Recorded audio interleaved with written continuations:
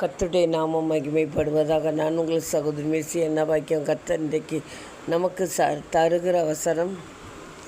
சங்கீதம் 91 அதிகாரம் 4 வசனம். அவர் தமது சிறகுகளாலே உன்னை மூடுவார், அவர் செட்டைகளின் கீழே அடைக்கலம் புகுவார். இதுதாங்க தாவீது ராஜா கூட அநேக நேரங்களில் சத்துருக்களுக்கு பயந்து நடுங்கி ஒளிந்து ஓடுகிற வேளையில் தேவனுடைய சிறகுகளுக்குள்ளாக ஒளிந்து கொண்ட நாட்கள் உண்டு. அவர் செட்டைகளின் கீழே அவர் அடைக்கலம் பெற்ற நாட்கள் உண்டு. அதுபோல தான் நாமளும் கூட இந்த காலகட்டத்தில் ஒரு சிறகு நமக்கு தேவைப்படுது, நமக்கு ஒரு அடைக்கலம் தேவைப்படுது இல்லையா?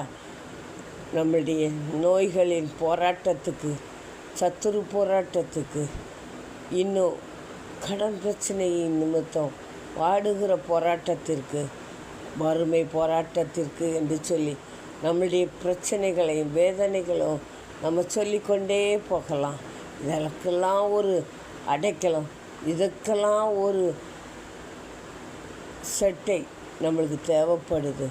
அப்படிப்பட்ட செட்டைகளை தேவன் தருகிறவராய் இருக்கிறார்.